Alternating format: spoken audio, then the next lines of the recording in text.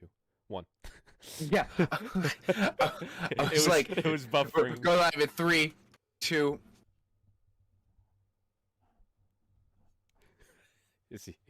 He's really gonna do this. 1. Okay, here we go. Hi everybody, how you doing? It's gonna be a short show today, but man. we're excited to talk to you about I am what's going on. sore. You sore? So sore, and I can't hear Kevin because my headphones are unplugged. There we go. There you go. We got some cool stuff to talk about today, and then maybe we'll talk about like just stuff we're playing and like stuff we're looking forward to in the new year, and like our most anticipated list and whatnot. I think it's been a while since we've talked about the Steam Deck, so maybe we should talk about the Steam Deck a little bit more. Honestly, it's getting close to it's getting close. It's getting close. I'm like super excited about that. I'll go on a little tangent with that later. But first up, can we stop with the NFT business? First of all, Troy Baker, you broke my heart. Troy Baker said NFTs are the jam. He didn't actually say those words precisely. But his tweet, I can't remember. I read it this morning, and I was just so heartbroken. But no, did you read his follow-up tweet? No, I didn't. He said he was basically trolling. Oh, thank God! Like he was like, I didn't know that there was a second one. Oh. He said he was like, I was intentionally being antagonistic. Oh, thank goodness. I hope that's not how he stands still, though. Like, I hope that's not. I hope that's not the camp he subscribes to. Yeah, I hope not either. Hopefully it'll be better. It'll inspire others to troll in that way. But also the Associated Press, like, the Associated Press is gonna start selling NFTs of their photos. And I'm just like, now we can't even trust. Like, in my opinion, the Associated Press is like the most trusted, fair name in journalism. Like they're super impartial in my opinion. Yeah. And for them to do this, I'm like, this is like, why?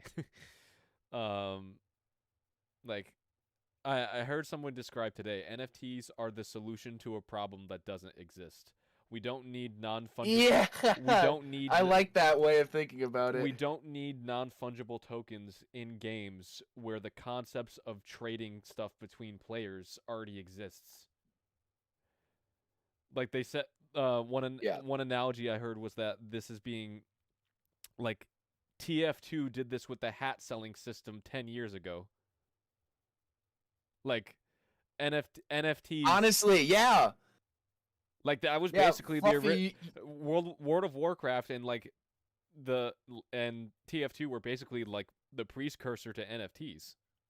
Yeah, Fluffy made a joke about it last week, but it's absolutely true. Like the original NFTs were TF2 hats. Also, like, do you remember that person who tracked you down? I don't know what hat. I don't know. I don't know who they are. I don't know how much that hat was worth, although I have a ballpark guess. And like $50? No, more like $2,000. It's I would say more than that. Like, if he was willing to track you down for this hat, it was probably a lot more than that. The TF2, this is real. The TF2 hat sub business in that game alone, the TF2 hat industry is worth an approximated $50 million. My God. For not real hats in a single game. For non-fungible hats. Oh my God. So NWH's non-wearable hats.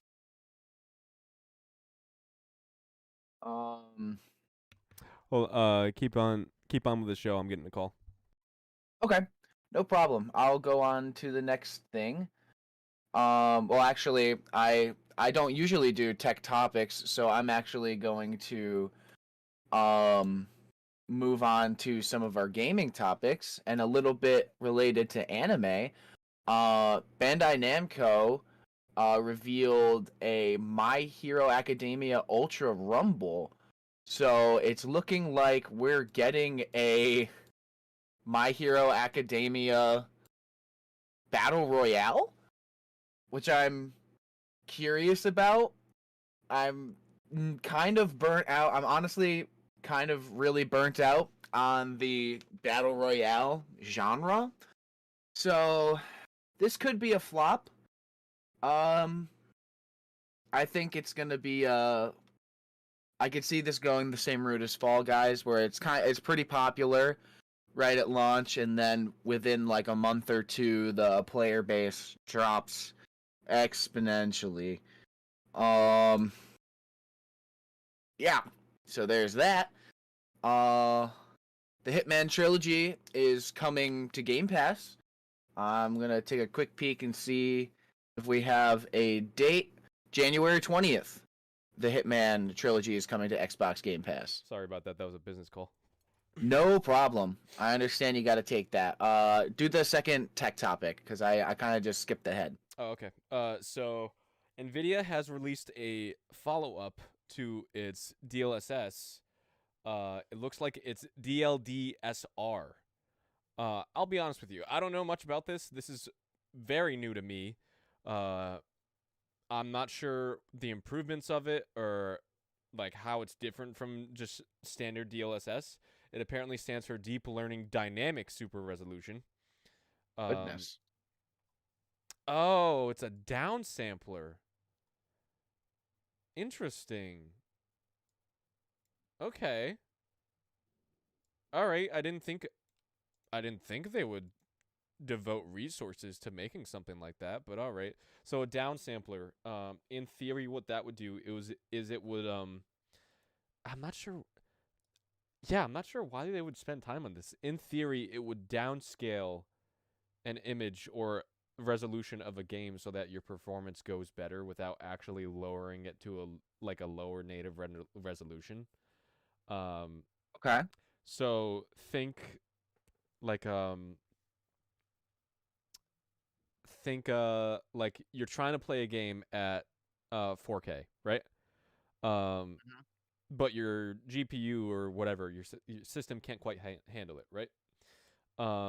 Not natively at least. So you turn on, in theory, you turn on something like this DLDSR, and what it would do is it would improve performance by like making it look like it's playing at 4K, but it would be lowering itself to a lower render resolution. Theoretically, like something like 1660p, which is more than 2K, but it's in between 4K and 2K. So it's basically doing like the opposite method of what their original technology was for. This like their first one, DLSS, was an upscaling technique where you would render at say 1080p and it would produce an image that looks like 2K. Here, it's taking an image presented at 4K and rendering it down to say something like below that. So it's doing the complete opposite, but it's getting the same results. That's really interesting, honestly. Yeah. So I'm just like, I don't know why they made this move, honestly. I'm not sure how it looks. I'm not sure. I'd have to do more research on this because like I'm not sure why they would devote resources to doing something like this when they already had not a perfect technology, but like something that was very usable, something that was very respectable. Instead of fleshing that out, they just created an entire new thing. Probably, if I had to guess, it's probably because AMD created their own super resolution thing. So that's probably it. But yeah, that's all we got for tech topics today. I almost put more Sony VR stuff in here, but I realized we talked mostly about that last week. That happens. We can't contain our excitement. I get it. I did 2 and 3. You can do number 1. All right, so we're gonna talk about it. We were gonna mention this later in our like wrapping up like what games have released, but God of War on PC is out today, and it is great. It is phenomenal. It is every bit as good as it was 4 years ago at this point. Jesus, it came out 4 years Yeah. ago. Oh my God. Um, 2018, that game came out. and Where'd the time go? every bit as good and more. Apparently they just straight up got rid of motion blur in the game. Like there's no motion blur at all. Nice. Because people Finally, game studios are realizing that no one uses motion blur. it looks cinematic. We're going for realism. All right, but Yeah, I'm vomiting. yeah. Also, I've seen some early reviews of people who've never played God of War before, and the only or like people who've tried the PS4 version but have no other like experience with the God of War games. Like this is the only one they played, right?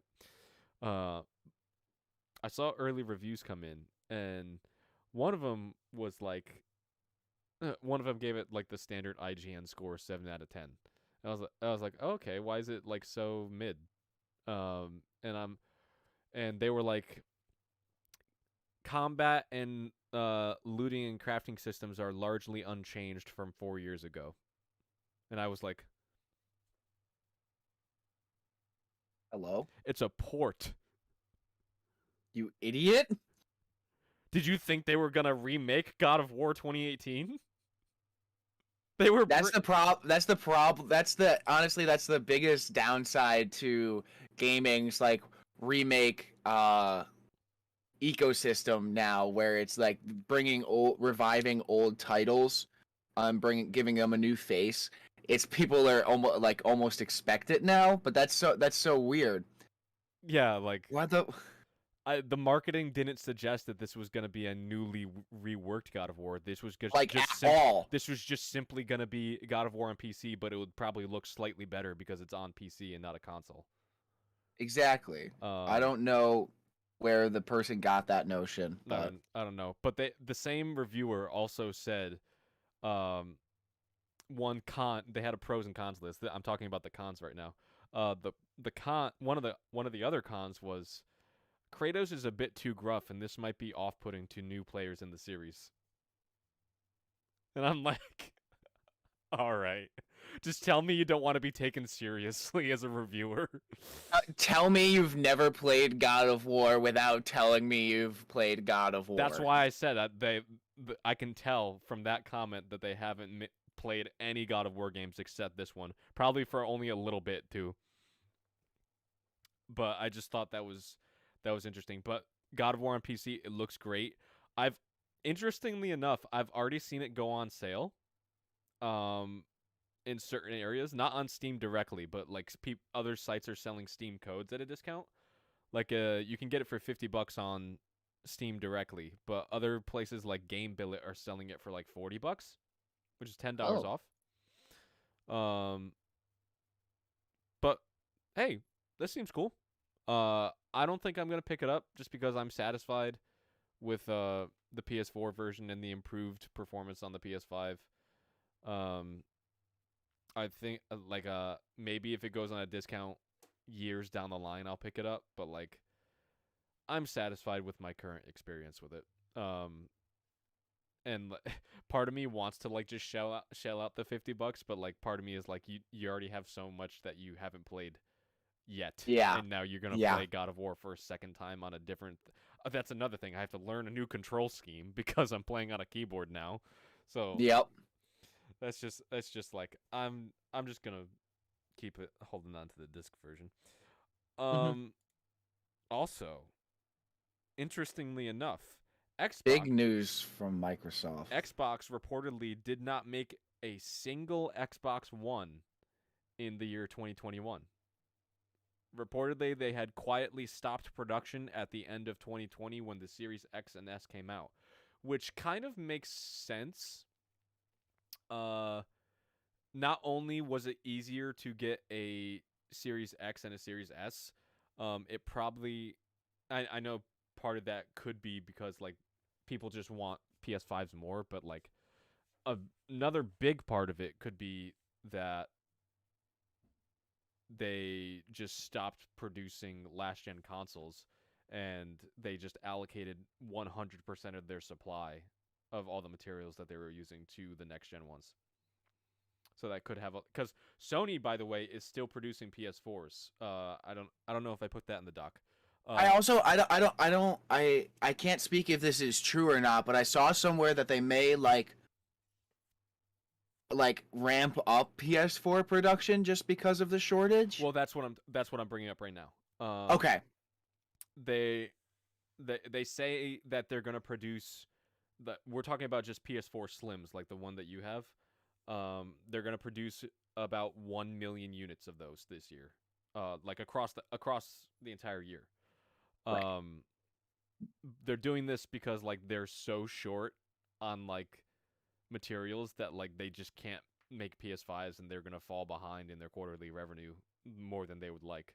So they're gonna supplement. Tony's starting to sweat. They're Oh gonna no. supplement with last gen consoles, and I swear to God,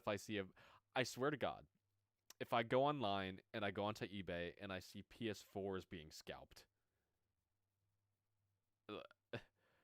I'm just gonna. I don't know what I'm gonna do. Like, I can't do anything meaningful about it. I'll write an angry letter to somebody. Yeah. Just send it to some random person. To COVID personally. Direct message people who are upcharging them on eBay. Be like, you fucker. Charging double on a console that's 9 years old. The PS4 is 9 years old this year. Imagine paying like imagine paying like $600 for something that was made 9 years ago. It hurts to think about. I just can't. I also saw a used PS5, like a heavily used one. The seller was honestly trying to sell it for like $1,400. What do you mean heavily used? It had like scuffs and scratches on it. Like they didn't like I don't know if they were just like not careful at all when they were moving it, but like it did not look like it was fresh out of the box. It had clear signs of cosmetic wear and tear. But yeah, it sucks that Sony's not going to be able to completely say goodbye to at least creating PS4s this year. They say they're gonna. They say no matter what, they're gonna like hard stopgap, no more PS4 production in 2023. At least they've set a deadline. Yeah. They also say that they're gonna stop bringing games to PS4 period in 2023.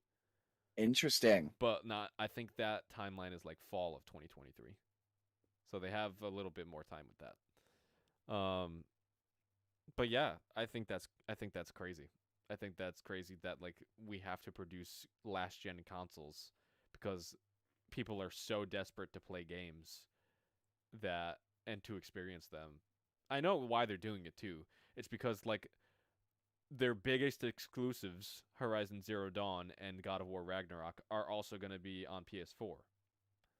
Yeah. So they're trying to maximize their revenue while they can. Which is understandable. Also, I have a bit of a conspiracy theory, but not. Oh, here we go. But not quite. You've got me excited. But not quite, because it seems to be founded in evidence. So a couple months ago, Sony filed a patent. They patented a trademark technology that had to do with them putting their take on backwards compatibility. And reportedly, they're using this backwards compatibility to revamp their subscription service PS Now. And PS Now is like the game streaming service. Think of like Project X Cloud, but with Sony games. Although PS Now has people know that PS Now is not as good. Like everybody knows it. And PS Now has recently started or like PlayStation in general has just started pulling PS Now gift cards from store shelves. Mm.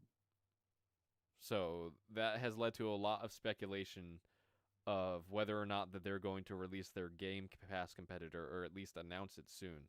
Reportedly, there's supposed to be a new Sony State of Play sometime in February. Okay. Um, so we'll have to wait and see on that.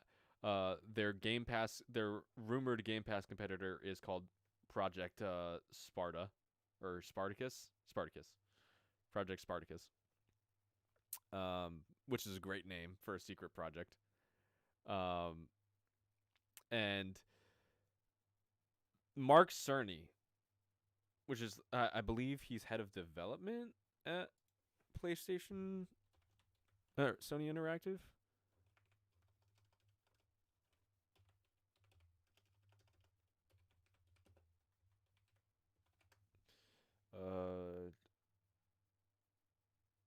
Yeah, head of the game designer, game producer, game lead. Yeah, head of development. Mark Cerny. This is another rumor. But these are from industry insiders supposedly. Mark Cerny, head of development at Sony Interactive, has reportedly quote figured out backwards compatibility with all PlayStation consoles dating back to the PlayStation 1. Interesting. And I'm just like, That would be a huge milestone for Sony. Because we've talked multiple times on this stream that Microsoft has got it down. And we appreciate what Microsoft does in the efforts to keep their gaming history alive on Xbox, and Sony has been quite lackluster in comparison. But if Mark Cerny says he got it, that's big. Yeah, like the last time that they were even this close in their like backwards compatibility competitiveness was during the PS3 era. The original PS3, they call it the PS3 fat model these days. It was the big chonker. It was the largest console we had before the PS5. The PS3 fat model was the only console in the PS3 lineup. So like the other two revisions that happened, I think it was Slim and Super Slim. The Slim and Super Slim had backwards compatibility with PS1 games, but only the PS3 fat model, which was the original one, had backwards compatibility with PS1 and PS2 games. Which is super weird. At the time, I think people were very happy with it because they were able to play all of their games up to that point on one console. And I think you could even play like PSP games on it. Like you had to like use the dock or the external cable that ran from your PS3 to your TV. Gotcha. At that time though, that technology was not cheap. Like with PS3, HD TV had just come, like HD resolution had just come out, and people were those TVs that came out when like HD resolution first became a thing were like several $1,000s. And at the time when inflation was less prevalent than it is now, that turned out to be a lot more money than what you see in a 4K TV. What would that cost today? You know? Yeah. Like paying, can you imagine paying several $1,000s for a 720p TV, a 720p flat screen versus a few hundred for a 4K? Not at this point, no. Like you would be insane if you did that. But I just think that's interesting. I think, in my opinion, I think we can expect some Sony news in a big way. Because we also have more Sony titles that we don't know about yet for 2022. A lot of Sony titles we don't know about. The ones coming to my head right now, the first one coming to me is Ghostwire Tokyo. that we still don't have a release date for that. We know it's coming out some point this year, but we still don't have like confirmed what is going on with that one. And another one is Stray, the cat game. Yes. Still don't have a release date for that. I think they're saying Q1. So if they're saying Q1, which we're in right now, we should be getting news about it soon. And with this rumored state of play in February, I think that would be a perfect time to announce it for late March. Or like next day type of thing. People do that. The studios do that sometimes. Yeah, I love it when they do that. I love it even more when they're like, and the game is out right now. And like, everyone's like, oh! That'd be hard to do. That would be really hard to do these days with how accessible information is on the internet and how like hard it is to hide things. Because like anybody can leak anything these days. Like it's so hard to keep secrets these days.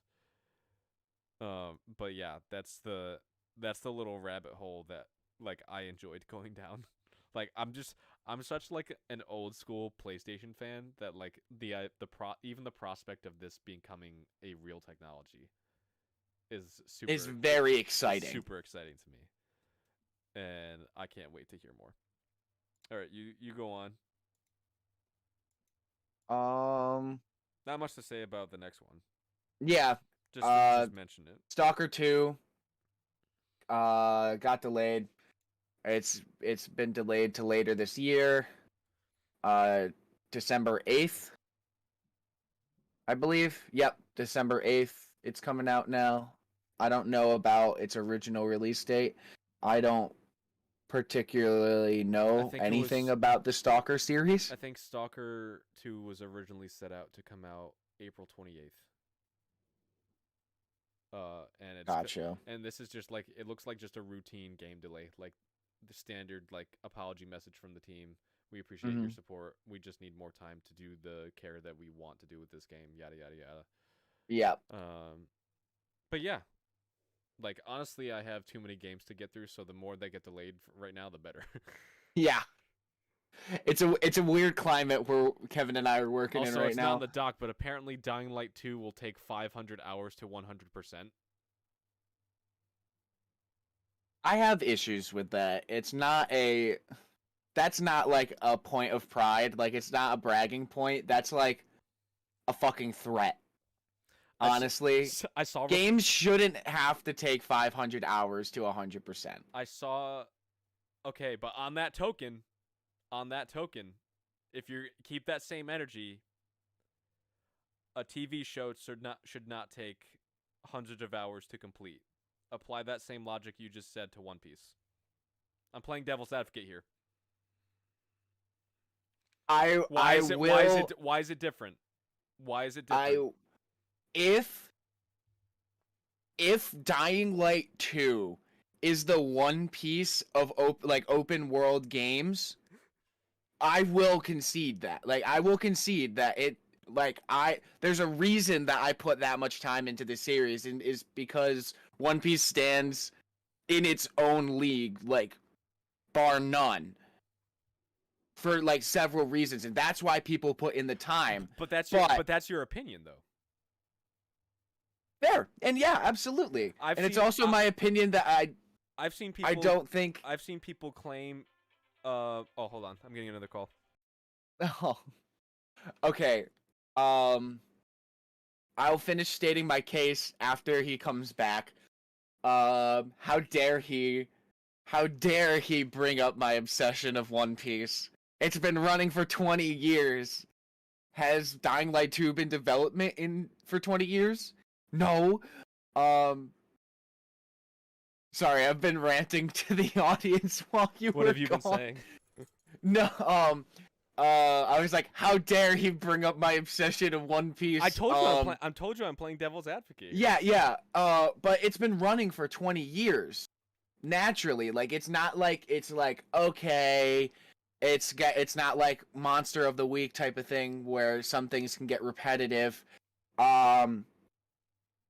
But I don't want this to just become me trying to defend One Piece's length. No, let's have a conversation about this. I would argue that like they're different, right?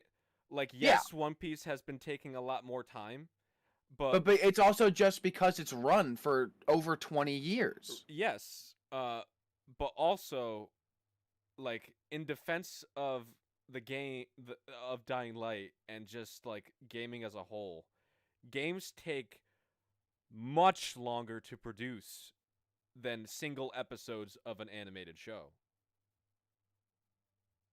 Oh, is it 20 years though?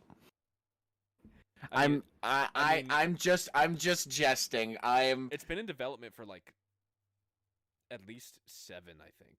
Yeah. So like, it takes a long so it takes a long time. Like TV shows and like TV and like video games have different development cycles. I understand that, but like, it's all subjective, and time is relative, and I guess that's what it boils down to. If you want to spend like 500 hours watching One Piece and you enjoy the hell out of it, then that's great. But another person might actually want to complete all 500 hours of Dying Light 2. And like, I'm definitely going to get it because I loved the first Dying Light. I'm definitely going to get it and play it. It's important to note the main story, they said, will only take between 20 to 30 hours to complete. Okay. And if my brain, if I enjoy it enough, it's all up to the individual. Right. If I enjoy it enough, I may deem it worth my time to 100% it. And that's what I like about games like this. Like, since the main story is like very short in comparison to like the overall span of what you can do in the game, there's a lot of optional content in the game. Optional content takes center stage clearly in this game. But the main story is more like the window dressing. I like when games do that. They're like, we give you a nice game experience with our story that we crafted, wrapped up in a nice little bow, and then like the rest of the game, which is like 90% of it, is just like It's the present. The actual us present. giving you this world to explore and to go lose yourself in.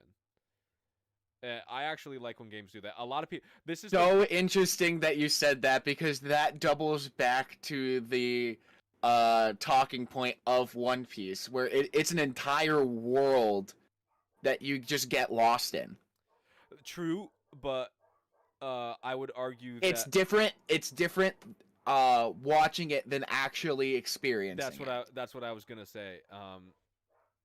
So I may have called it earlier. This may be the One Piece of like video games. And there are One Piece video games. That I think we can both agree that like games offer a level of immersion that movies or TV just can't. Yes. And it's because you're directly interacting with them as opposed to just passively watching them. But I'm gonna pick up Dying Light 2. I don't know if I'll pick it up at launch just because there's so much stuff I want to pick up in February, and I have to sort of allocate my time wisely next month. With the Steam Deck coming out sometime next month, I'm already gonna be strapped for time because I want to see how games handle on the handheld, and I gotta like work on content for the channel for that too. So like that's gonna be cool. We're both gonna make a lot of videos on the Steam Deck. I'll be coming over a bunch. Yeah, we're gonna be doing some testing. We're gonna be running some stuff. I have some cool ideas that I'll talk to you about later. But sweet. But like, yeah, like February is like stacked release month. Like I honestly I have this funny feeling that at least one major title is going to get pushed back a little bit. Just because there's not necessarily for development not being completely finished, but just because they all feel like they're stepping on each other's toes. That's fair. Because like if you look at the release date, like the release cycle for March as opposed to February, March is almost empty. Like there's almost nothing in March compared to February. So I could see people pushing back like a game or two a few weeks into March. But yeah, I'm excited. I don't know how we got on the topic of that, but like we started talking about Stalker 2 being delayed. Yeah, no, I'm looking at the doc and I was like, how the fuck did I get to One Piece from here? Well, I was actually no, the one that you brought it up. You brought up the Which is 500 something hours. that I didn't think was gonna happen. Yeah. You pushed one of my buttons. I know. I provoked the bear.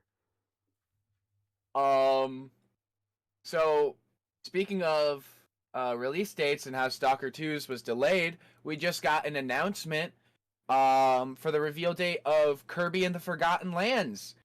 It's coming out March 25th, end of Q3. And as well as that, we got a trailer that features. I confused it with month 3 of the year, late Q1. I'm an idiot. I'll see you in Q12. I'll see you in T12, 12th 12. Oh my god. Are you a Kirby fan? Yeah. Yeah. I like Kirby games. Fluffy and I played through all of Epic Yarn together a couple days after school. Big fan of Superstar Ultra for the DS. I loved that game. The last Kirby game I played, I think, was on the 3DS. I don't think I've touched a Kirby game since. I skipped All-Star Allies or Star Allies just because I didn't play that one. It looked like such a departure from like what I knew Kirby to be. My favorite was like I forget the title of it. It was the one Kirby and the Lost Dreams or something like that. Kirby and something Dreams. But like I love that one. It was on the original Game Boy. Or no, it was on Game Boy Advance, and I just loved it so much. It was Hell yeah. It was like I think the best Kirby game, but that could also be my nostalgia goggles being on too tight. But yeah, so this reveal when it was announced looked so good, and now having a release date that's not even 2 months away. Well, a little over 2 months away, I should say. Yeah, they were saying spring 2022. I didn't think they meant at the very start of spring. Yeah. You know. But cool. Alongside the release date reveal, we got some co-op content. So this game will be co-op, and the trailer features some of it, and it looks like just a treat. I'm so excited. Looks great. All right, you're the resident Pokemon fan, so. So I'm gonna set the scene. All right, so POV, you're getting robbed, right? And like you get like people like call 911, so you're like, oh, okay, well, I got robbed, but the cops are coming, and then they don't come. And you know why they didn't come? It's because they were playing Pokemon Go on the clock while there was an active robbery happening. An armed robbery. An actual armed robbery. Yep. Like not not one where they just like steal stuff from the register when nobody's looking. No, they like held them. This is gun to the dome, give me your life, essentially. Give me Monet. So yeah, 2 LA police officers have, well, I should say 2 LA police officers are now 2 former LA police officers. I knew they you have were been gonna try to make a play on words like that. The officers lied that they had not heard the call. Bullshit. We got the call logs. We got the receipts. Yeah, their car cam shows that they got the call, and they were also very close to the scene. They were playing Pokemon Go. They were. So yeah. Pogo has yet to die. I can't. I just. This seems like a made up. And what a way to show us that it's still going. This sounds like something that would happen like week 1 of the game launching. I was gonna say, like, I would expect this to happen like when the game first came out, but like what year is it? 2022. This came out 5 years ago. What? Oh wait, okay. I didn't look too much into this. This is they're now being fired. This is a incident about something from April of 2017. Oh, so it was when the game. So first it came was right when it came out. Why are we just hearing about it now? Because I think it was officially like ruled now. Oh, was it ruled or was it just like an ongoing investigation? Probably both.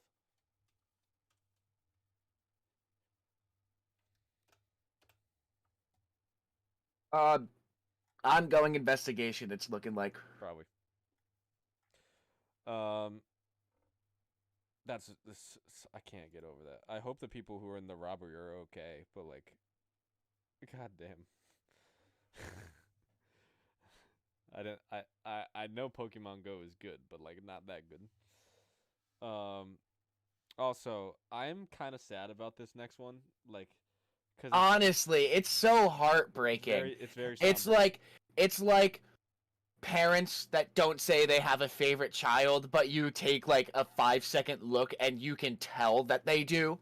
Yeah, like It breaks my heart. So famous, notoriously, Red Dead Online, which is the online component of Red Dead Redemption 2, has been largely devoid of content since launch in 2018. And players are finally fed up with it after waiting 4 years for more content to come out. Rockstar has just been doing the bare minimum and doing standard bug fixes and adding another mission or two here and there, and like that's it. No expansions on the level that you see in GTA Online. in GTA Online. And the motivation for that seems to be clear, which is GTA Online is just massively more profitable for Rockstar than Red Dead Online is, because they just can't monetize it as aggressively as they do in GTA Online. And for that reason, they've been neglecting it. They've been not. They're like, Rockstar is like, GTA Online is our Rockstar star child, and Red Dead Online is our Rockstar Rock title. It's so depressing to see. A fan movement called #SaveRedDeadOnline has emerged, where fans petition Rockstar to actually put forward content and to avoid the game just being lost into the nether realm, for lack of like a frequently and rapidly diminishing player base, because everybody is just bored. Nobody like at this point, if Rockstar doesn't intervene, then the game will die. Because no one will want to play it anymore, because there's nothing else to do. And they may intervene and just be like, all right, shut it down. Shut it down. Add 6 more expansions to GTA Online. Also, there's a rumor that like, this is interesting. I wouldn't have thought this, but there's a rumor that GTA 6 has been in production ever since GTA 5 was released, and this entire time, for 9 years, it's been in development hell. It's been direction change after direction change after direction change for 9 years. That is only a rumor. But I could see it. For some reason, when you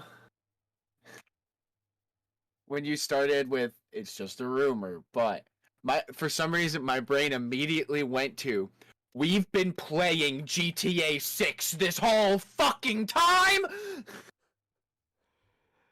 Remember, GTA Online is just GTA 6. Honestly, now that you say that, I could see them saying, oh yeah, GTA 6 is always online, or it has no single-player component. That would be a big move, honestly. That would be a move. That's a concept that's been floated around more than once.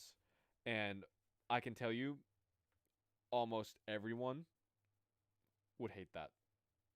Everyone who is a fan of one GTA game, if your favorite GTA game is anything other than GTA 5, you would certainly hate that. GTA 5 players are a little harder to predict because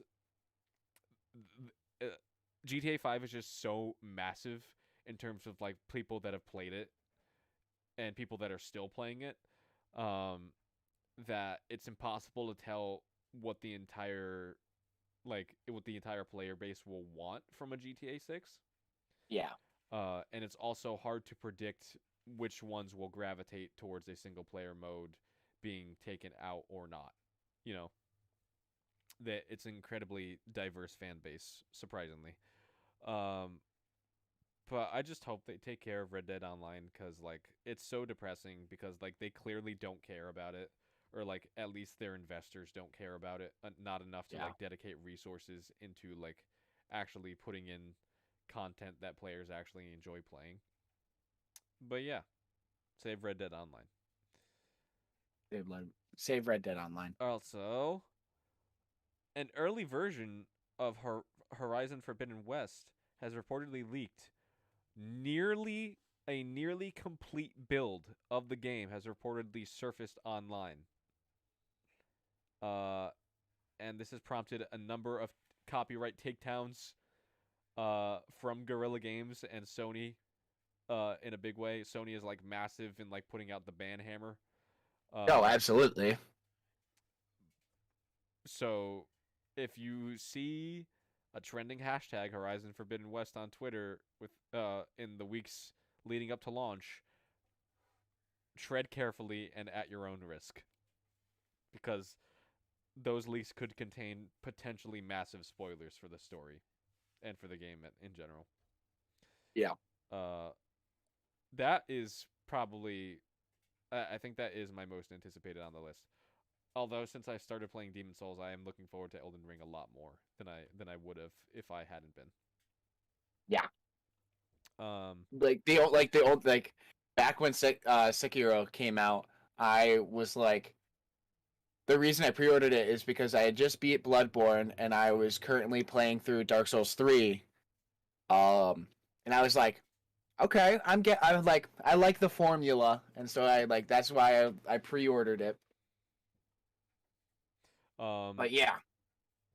Also, I don't know if it's on your radar, but Sifu, have you heard of it? Yes, I have. It looks really interesting. I like the look of it. I think I'm gonna get that day one. Honestly, it's only really it's only, okay. It's only $40, so like it's not. Oh shit! It's not gonna break the bank, but it looks really good, and it also looks hard. Like it doesn't look easy. Yeah. It looks like you gotta like be very good at countering and like blocking and stuff like that. Like very very well timed. It looks like almost like rhythm combat. Like the amount of times you have to perfectly. You know me and my rhythm games. I do. I don't know what you're referencing. I'll show you the video later. Okay. If people in chat know the video I'm talking about, the Nightcore Rasputin. Oh, I understand. I understand now. You said Rasputin, and that's all the context I needed. I am very, very excited for the month of February. All right, take it away with anime, and then we'll circle back to like what we're looking forward to. Just one quick movie topic. The director of Spider-Man No Way Home was just brought on to direct the new Final Destination movie, which I can't say I had on my 2022 bingo card, but I love to hate the Final Destination movies. They're bad good in the same vein as like Sharknado, but Sharknado in a much more extreme case. Like the Final Destination movies are actually like they have big budgets. It's just like something about them, man. I'm just like, wow. You just love seeing people get killed in asinine ways. Also, I have the stream up to watch chat, and it's at a bit of a delay. So I just saw myself doing that thing, and the fact that I have an angled ceiling did not let me do it to my full capabilities. I'm sorry. I'm just going to apologize. It's my room. It's not me. You would have pulled a Kevin Dabb situation. That's what you would have done. Oh, Kevin Dabb. That just activated a core memory. I just did it for the bit. Ow, my knuckles. That feeling is still ringing in my hand right now to this day. It's like a ghost lady. It's like you can feel it itch in your hand. Kevin's Basement 5, the Phantom Pain. Wow, that was a good one. Okay, I think that was it about movies. Oh, actually, viewer reviews are, audience reviews are out for the new Scream movie, and both critics and audience are saying it's right. I think the last time, my friend showed me, I think it was last night. Metacritic was around 80% for both of them, which has me really excited because I'm a big fan of the Scream movies. Pretty good. So I definitely kind of really do want to go see this. Because like horror fans are like not easy to please.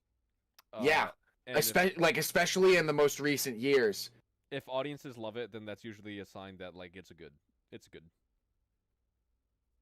Okay, those were the two movie topics I wanted to bring up that were not on the doc. Okay, anime. Guys, and I guess this is also gaming as well. These first two topics are like anime and gaming. Guys,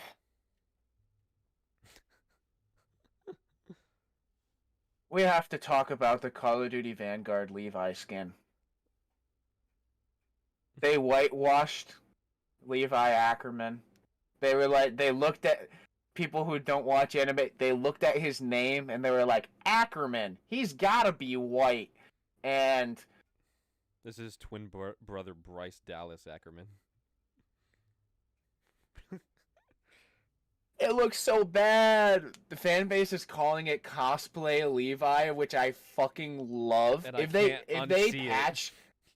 patch it and if they change the name of the skin to cosplay Levi, then I will support it.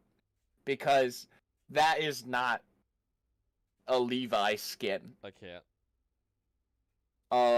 That is a Levi shell because it is empty. Oh. And another anime / gaming related topic. We all love Bidoof, right? The Pokemon Bidoof. I would say so. Almost like a cult fan favorite, because back in the day, Bidoof was cast aside, HM slave, etc. But especially now, Bidoof has been getting a lot of love. It was almost like Waluigi's like growth to this astronomical proportion. Bidoof is like the unsung hero of the Sinnoh games. I think Bidoof was Gen 4. But Pokemon's official YouTube uploaded an 8-minute video called Bidoof's Big Stand. It is fucking adorable. It's just 8 minutes of Bidoof love. And it's so good. I did not. But yeah, think so that this they was would make in something like that. This was in part for because Brilliant Diamond and Shining Pearl just came out, so they're giving Sinnoh the love it deserves. Yeah, it came just on Wednesday, on the 12th. But yeah, I just wanted to share that because in this house we love Bidoof. This is something I was not expecting. So very recently, I've been reading Baki, the manga Baki, which starts with Baki the Grappler. Then it goes to new grappler Baki, and then Baki Do. No, sorry. It's Baki, son of Ogre, then Baki Do. And I think that's the whole series. It's like but like it's all a connected story, but it's kind of like the Naruto Shippuden, Boruto type of thing, where it's like it's an ongoing story, but it's just in like separate arcs. Well, to celebrate the 30th anniversary of Baki, of the franchise, a smartphone game is coming. Baki King of Souls. And we don't have a release date. It's releasing this year. That's all we know. Hand-to-hand combat RPG. Free to play. Have optional in-game items to purchase.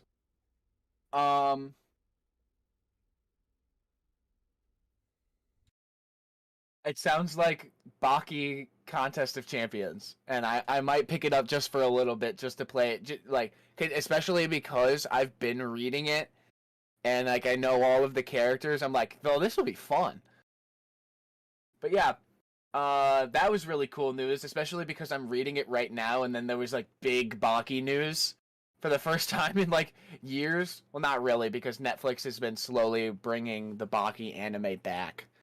And has been releasing it, and it's really good. That's actually what got me into reading it, because I finally was like, I remember my friend Tim told me to watch Baki, and I finally did, and I was like, wow, Baki is a JoJo character that got lost. It's great. But yeah, that was about it on that. And finally, this past Sunday was a fucking train wreck for Crunchyroll and Funimation. For those uninitiated, Attack on Titan's final season, part 2, aired this Sunday, 3:45 Eastern Standard Time is when the episodes dropped on Crunchyroll. You could not access Crunchyroll at that time. Even if you didn't watch Attack on Titan, good luck trying to watch fucking High School DxD, you horny bitch. You go to horny jail now. Yeah, this is your penance. Go to horny jail, bring me the bat. But yeah, Crunchyroll just could not handle the heat at 3:45. It also the episode also released on Hulu. Hulu was fine. It's just that this is honestly a major moment of like anime streaming, because they this show is just how big anime has gotten in the most recent years, because it's just like now going forward they have to be like, okay, what are we going to do in this week leading up to the next episode so this doesn't happen again? They're going to need to expand like their servers. They're going to need to invest in enterprise technology. This is like they just need to upgrade that shit. Yeah.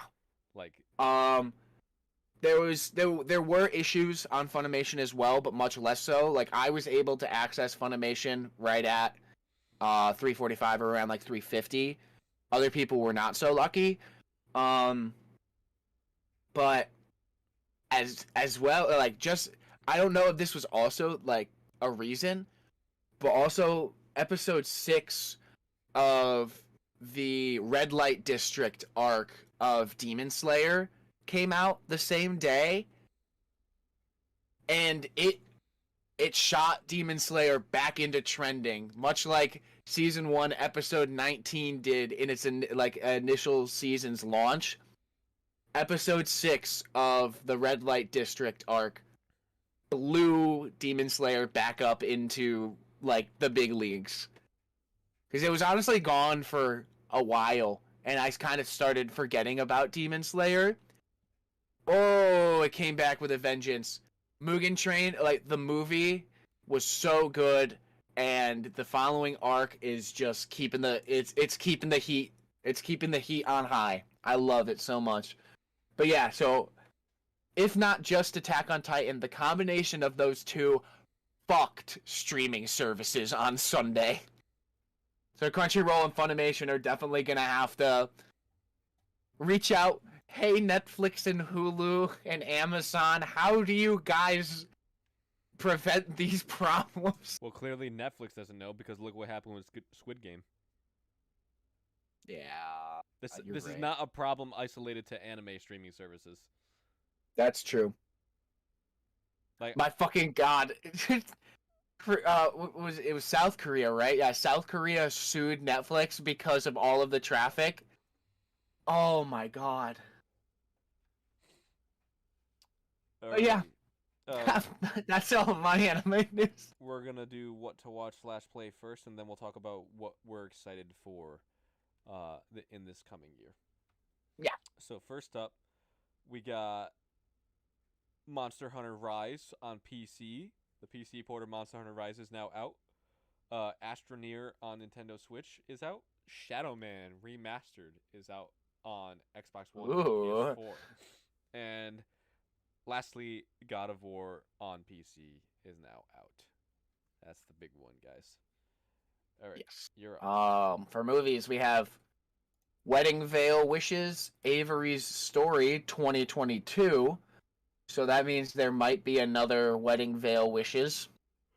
I mentioned this last week, but I will bring it up again. We have New Japan Pro Wrestling Wrestle Kingdom Yokohama Arena 16 Night 3. We have O-dubs? What am I looking at? Kevin, I what is this?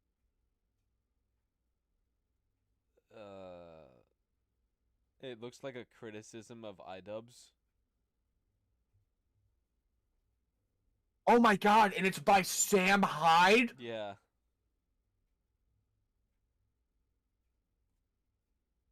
Oh, I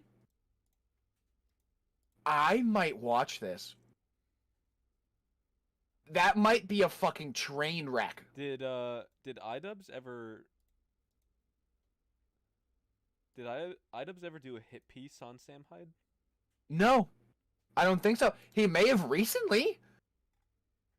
Failed hit piece. I don't know. I'm not sure what hit piece they're referring to. Neither do I. Okay. Anyway. We also have Secret Bliss. We have Run and Gun. Which looks like a ripoff of a GTA game. It honestly looks like it looks like if Red Dead and GTA had a child. And became a Max Payne. Yeah. We have Dear Mother. Wait. We have The Legend of La Llorona. That's a re-release. They're re-releasing it. Oh, it's on Amazon now. That's what it is. I was like, hello? I thought that was on Netflix. We have Old Strangers. Invicta FC 45. Zapatella versus Del Boni 2. That's a big one. Yeah. I just closed out of the tab because I'm a dumbass, so I'm just gonna scroll back. We have Brazen on Netflix. We have Hotel Transylvania Transform Mania on Amazon Prime Video. That is the 4th Hotel Transylvania movie.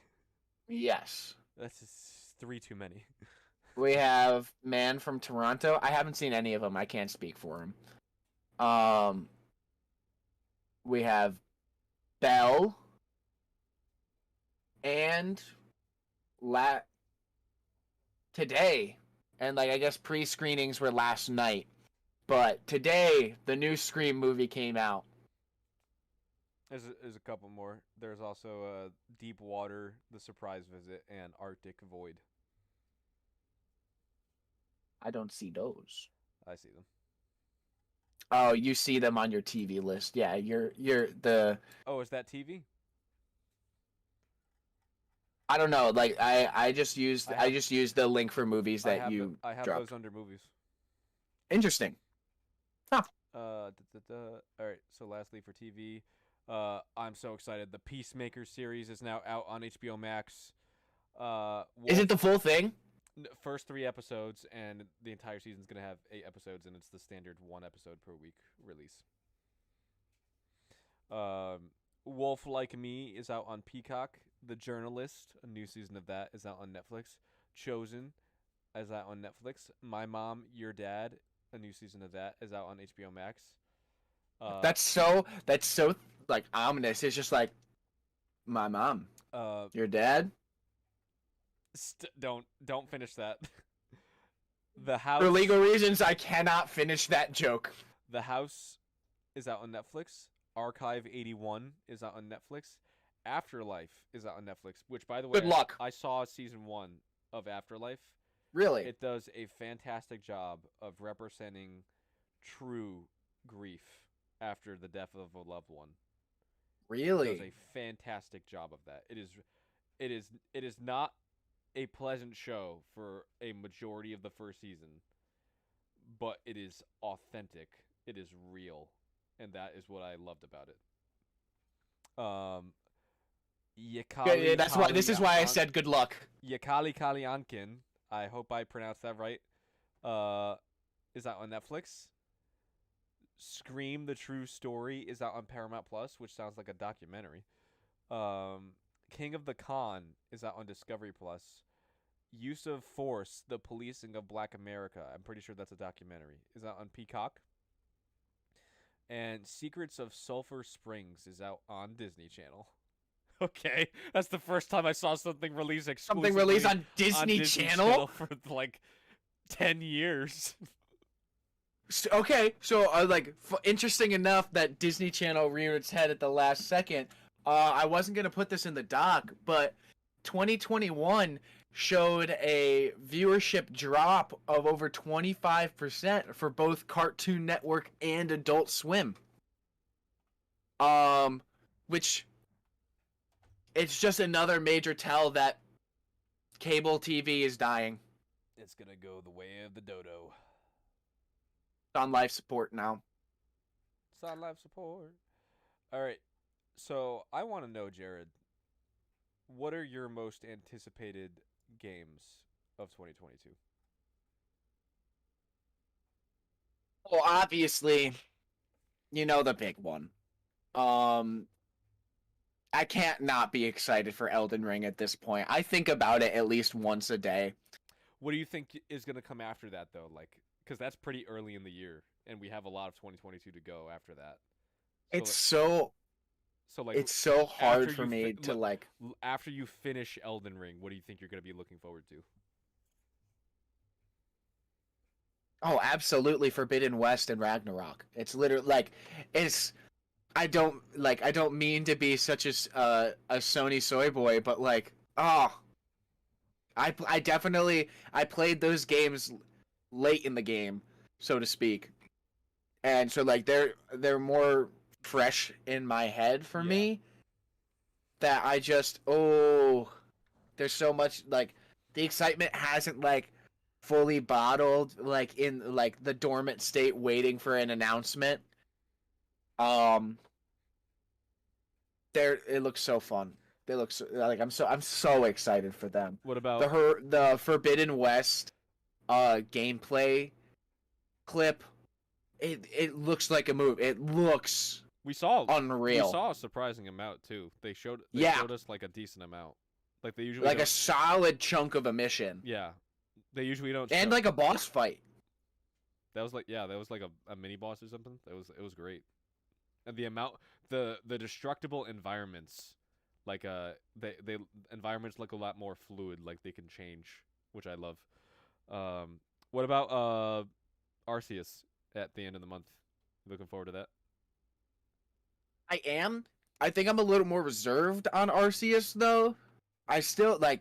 I'm really excited because it's a change of form that Pokemon has desperately needed. I'm gonna say for the last 9 years. For a long time. For a long time. They needed a makeover. I don't care about all the graphics debacle about it, how the trees look or whatever. That's not what I'm worried about. But I probably am not gonna pick it up on launch, just because I have so much to play, and like I have fallen. Pokemon games take notoriously long. I have fallen into the No Man's Sky hole. You found that game so late, and you're like diving headfirst into it now. Absolutely, it is a blast. But like you even like I've told you like throughout the years I've said that like the second I pick this game up I'm gonna fucking love it. Even at launch I was like, this game looks awesome. I feel like I'd enjoy it even if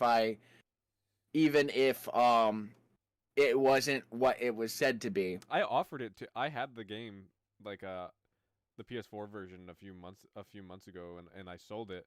But before I sold it, I offered it to you, and you were like, "Nah, I think I'm good." Sorry, I just thought you weren't interested anymore. I wanted the PS5 version. Understood. But yeah, I don't think they made any improvements to big improvements to it with the PS5 version. I just wanted more things to play on my PS5. I know I can play everything on my PS5, but still. Are you still putting PS4 games in your PS4 like a fucking beginner gamer?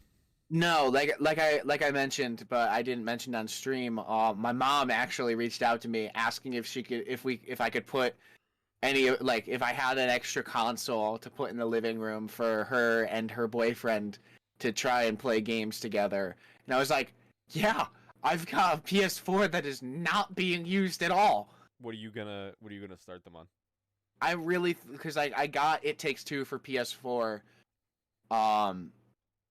for Christmas, and I really think that would be a good starting point. It does a really good job of in each area giving you like a tutorial of the mechanics before throwing you into it.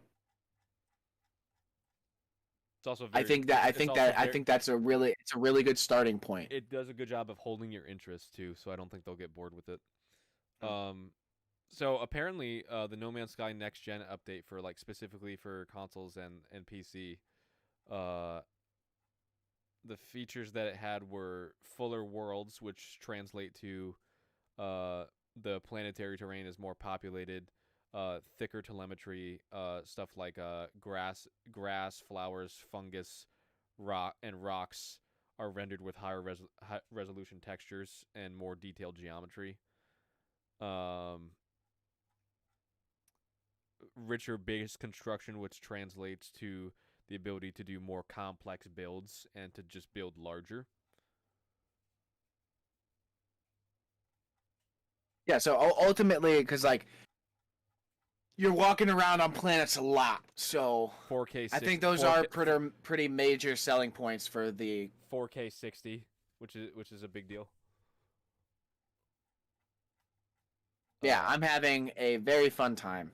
The haptic triggers are good. They also had the Sony 3D technology, the 3D audio engine, which I think that's exclusive only if you have the specific Sony headphones, like the Tempest ones, the white headset ones. I think that's only if you have those. Virtual reality now compatible on PS5.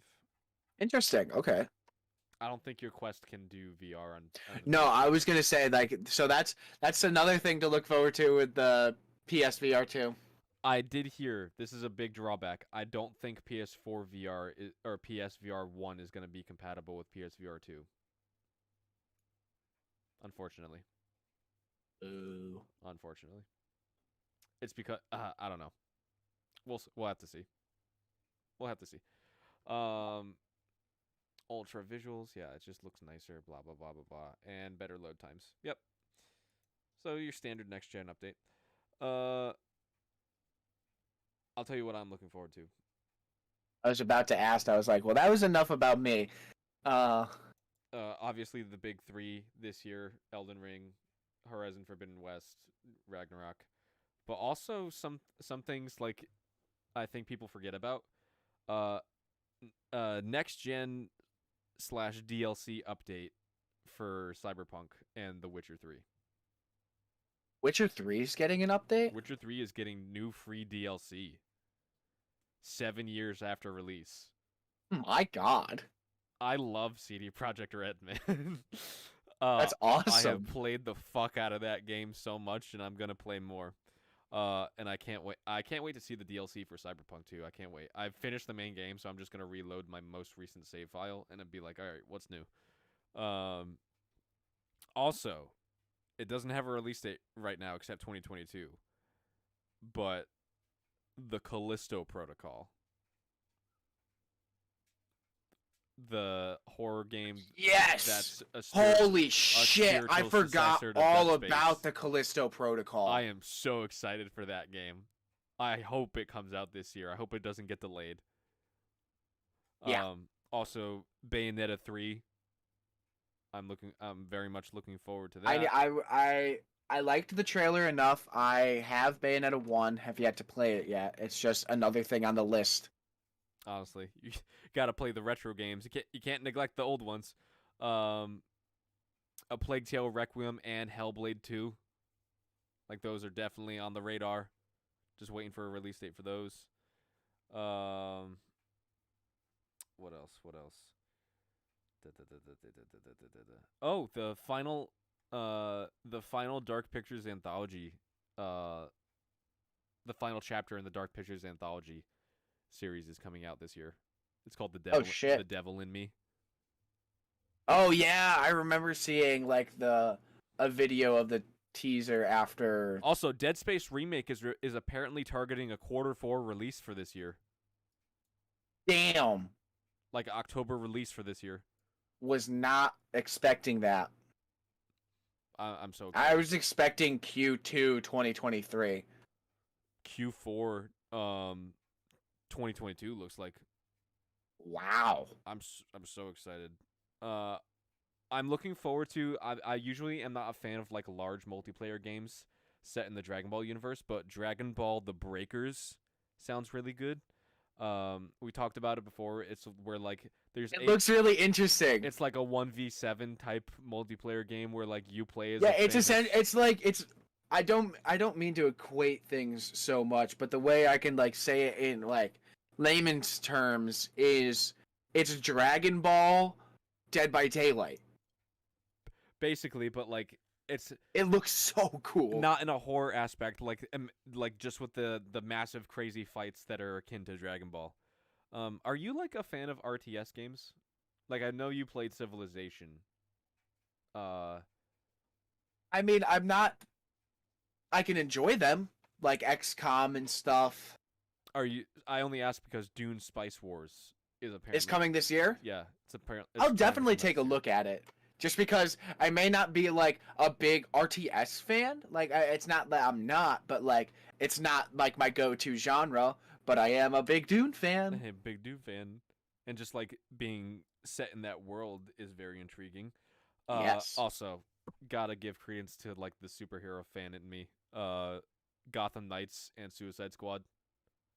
Oh, Suicide Squad killed the Justice League. It looks so fun. I want to see more of Gotham Knights. I feel like they're neglecting. I feel like they really did. Like the last thing I remember seeing was like a showcase of like the co-op. Essentially, it makes me think that they're gonna delay that one into 2023. Honestly, yeah, God of War Ragnarok, and gotta give some respect to the indie titles. Goodbye Volcano High. Do you remember that one? It was from the future of PS5. I remember the trailer for it.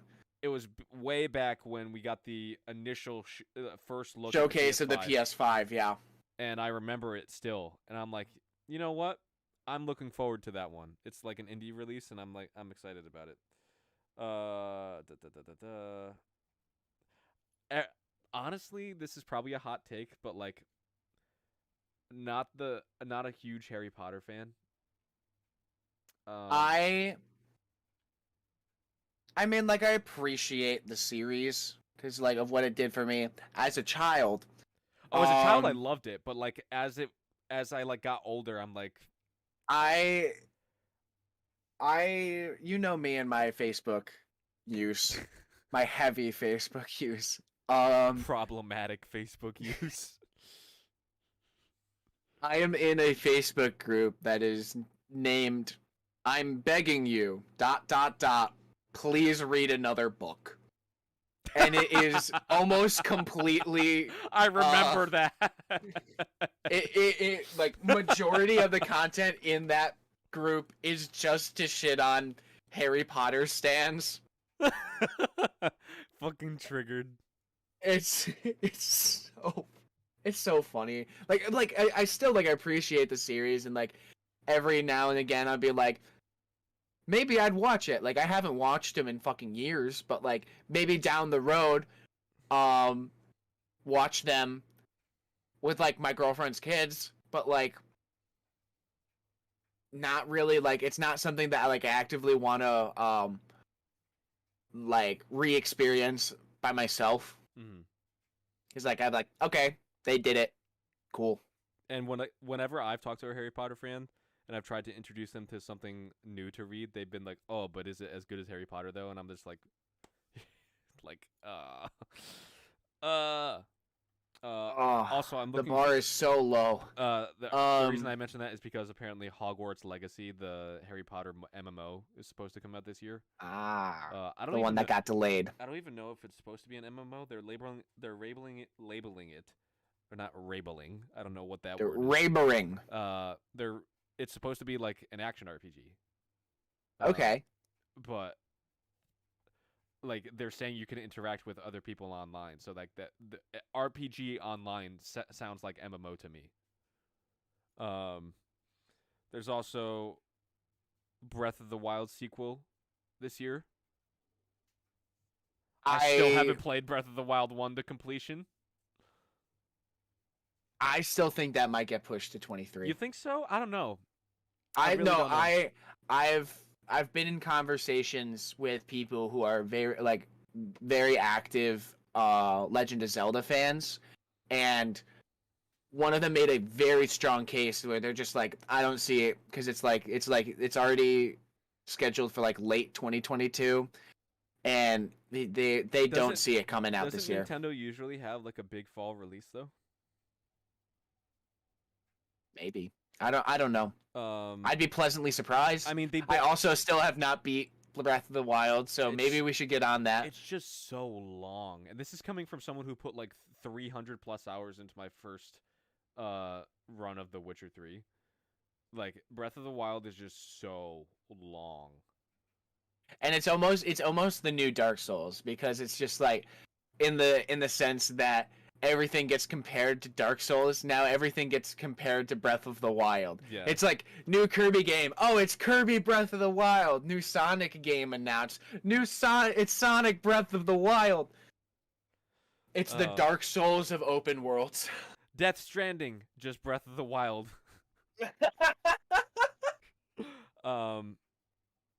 Also, Death Stranding, Mail of the Wild. I hope they stop delaying this, and I hope this year it finally comes out. Lego Star Wars: The Skywalker. Yes, dude. It looks like it's gonna be the best Lego game ever. It's all of the games from the original trilogy plus like 3 on top of that. So good. Maddie's brother pre-ordered this literally 2 years ago. He pre-ordered $60, and he still hasn't. We don't have a release date yet. I hate when probably just sitting here, like he'll just be like going through his day, and then just the passing like the thought passes by the back of his head, and he's just fuck. Like that's why I don't pre-order stuff anymore. Like the only thing I pre-ordered was the Steam Deck. I pre-ordered a hardware. That's different. I don't pre-order like games anymore because there's always that risk that it could get delayed. Yeah.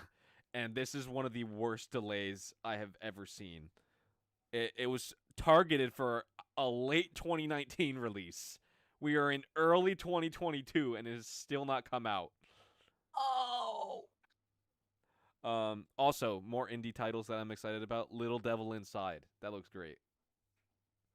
I might have to check that one back out.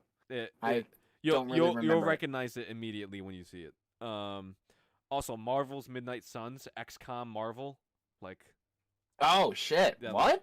yeah, I told you about that. Like it's I must have put that out of my brain. It's Holy shit! it's XCOM with Marvel characters. That's dope. Yeah, I'm excited about it. Kamala Khan, I think, takes center stage in it, alongside. But honestly, her character is so fun because she's just a like nerd. it's just she's a superhero fan. I love characters like She's that. us. Like She's us. yes, she's us getting thrown in and like having superpowers, and then you're like, "Hi, Iron Man, hello." Also, we talked about it like it was some sort of meme, but I'm actually genuinely looking forward to it. Warner Brothers Multiverses. Yeah, I'm very hopeful. I'm gonna check it out. It's free. There's no reason not to. I wanna It's try free it. to play. It's no reason not to. Also, 1.0 release for Phasmophobia finally coming this year. Like a full release, it's gonna exit early access, which is very exciting. Very major. Phasmo. Phasmo has been a lot of fun for me. Yeah, I'm very excited about that. Trying to see what else we have going on here. I already talked about Bayonetta 3. Mm-hmm.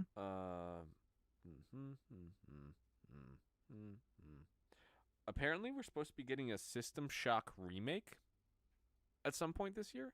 I don't know if you've ever played the original System Shock, but it was great. It was lovely. I loved it. And I think that's all that I was interested in talking about. Oh, last thing. Releasing pretty late in the year. I'm actually looking forward to Stalker 2.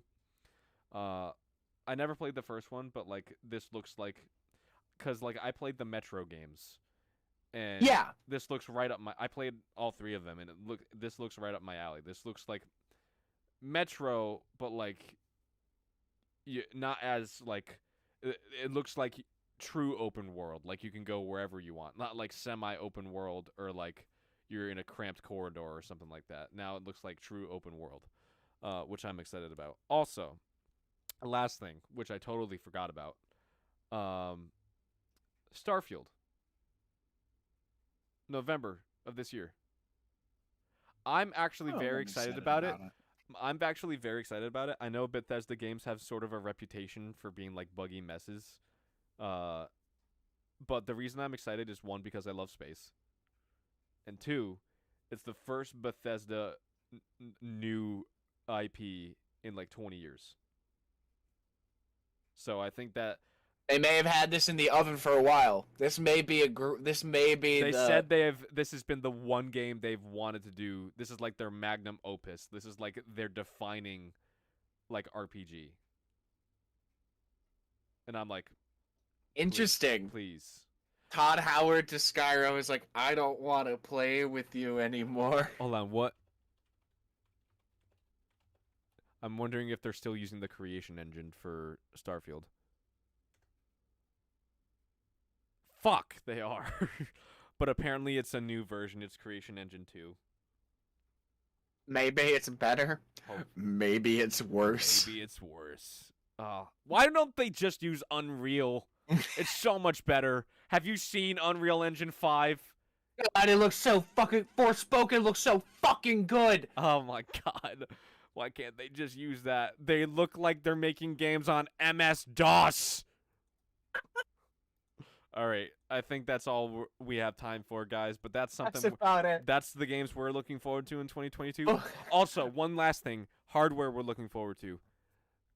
First of all, the Playdate. I don't know if you've seen that one, but it's like a tiny little screen with a crank that looks like a miniaturized Game Boy. Look up the Playdate right now. Playdate 2022. Just type that in. But it's like a little Playdate that is like looking to be hosting indie games from like small developers, and it looks really interesting.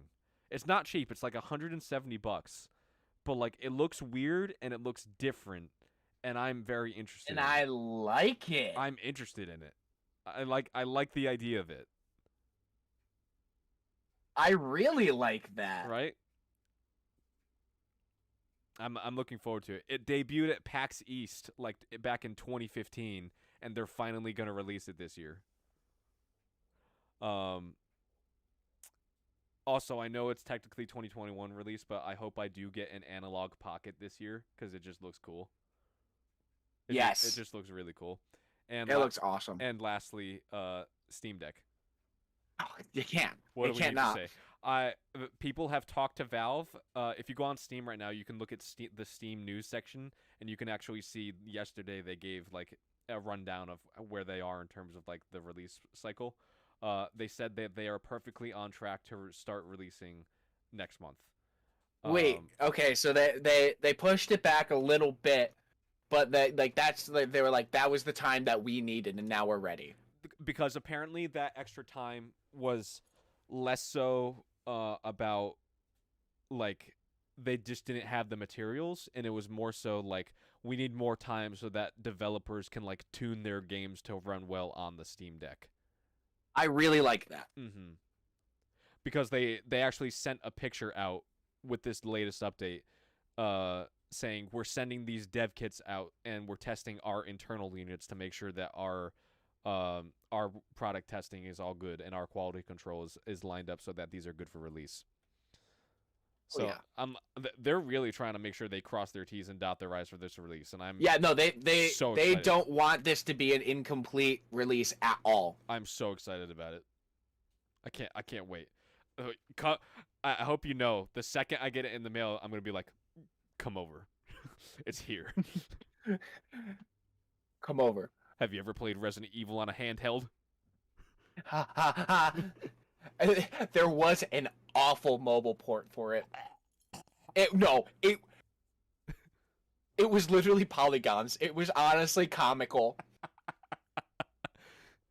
But yeah, that's about it from us. Playing Resident Evil 8 on this thing. Oh,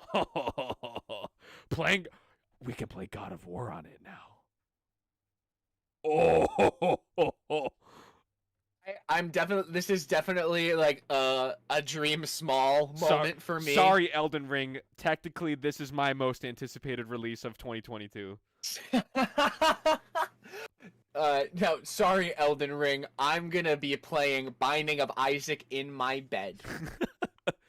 I just love it so much. And the idea, so it has like with the dock that they're planning to release alongside it, I think that's like coming later. I don't think that's coming like in the initial release. I get that. But their concept for the dock is you can plug in up to 8 controllers. So like imagine playing local PC games multiplayer and docking it on a TV. Like your friend has a Steam Deck, you have a Steam Deck, you guys could be like going all over and just doing that. Oh my! No, your camera froze. My camera my camera just died. We just okay. Well, that's a perfect time to end it, I guess. No better time than any. Thank you so much, guys. That's me. Oh, you're back. I'm back just to sign off.